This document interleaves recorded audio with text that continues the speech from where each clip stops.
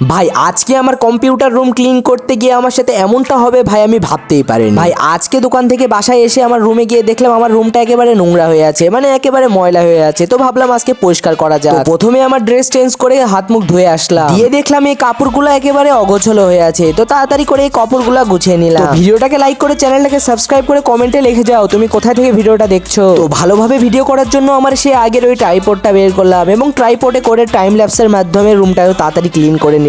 তো গাইস ভিডিওটাকে একটা লাইক করে দিও কিন্তু। তো আমার রুমটা মোটামুটি পরিষ্কার হয়ে গেছে। তারপর দেখলাম খাটের তলে অনেক ময়লা, দিয়ে খাটের তলের ময়লাগুলোও তাড়াতাড়ি করে পরিষ্কার করে নিলাম। আর তোমরা কিন্তু একটা সাবস্ক্রাইবও করে যাও। তখনই হঠাৎ আমি আমার সেই রিং লাইটটা পেলাম এবং রিং লাইটটা টেস্ট করার জন্য চার্জারের মাথা নিয়ে আসলাম এবং রিং লাইটটা টেস্ট করলাম। তো রিং লাইটটা ভালোই জ্বলছে। তো দেখেন আমাকে কি সুন্দর লাগে। তখনই দেখলাম আমার কম্পিউটার টেবিলটা একেবারে নোংরা হয়ে আছে, মানে এদিকে পরিষ্কার করতে লাগে ওদিকে নোংরা হয়ে গেছে। তো টাইম ল্যাপসের মাধ্যমে এটাও তাড়াতাড়ি করে পরিষ্কার করে নিলাম, দিয়ে পিসি টিসি সব খুলে ফেললাম। আর টেবিলের নিচে ভালোভাবে পরিষ্কার করে নিলাম, কারণ এখানে অনেক ময়লা হয়ে গেছিল। তো তাড়াতাড়ি করে পরিষ্কার করে নিলাম। তারপর টাইম ল্যাপসের মাধ্যমে কম্পিউটারটা ভালোভাবে ফিট করলাম এবং সবকিছু ভালোভাবে লাগিয়ে দিলাম। তো অবশেষে আমার গোটা রুম ভালোভাবে ক্লিন হয়ে গেল। তো কেমন হয়েছে সবাই কমেন্টে জানাবে। তখনই আমার কম্পিউটার চালু করতে গিয়ে আবার চালু হচ্ছিল না, মানে মাল্টিপ্লাগের ওখানে আবার সমস্যা হয়ে গেছে। তো একটা জিনিস ঠিক করতে যায় একটা জিনিসের সমস্যা হয়ে গেল। তো কি আর বলবো, তোমরা তাড়াতাড়ি লাইক সাবস্ক্রাইব করে আমার বন্ধু হয়ে যাও এবং আমার পাশে দাঁড়াও এবং ইউটিউব চ্যানেলটাকে সাবস্ক্রাইব করো।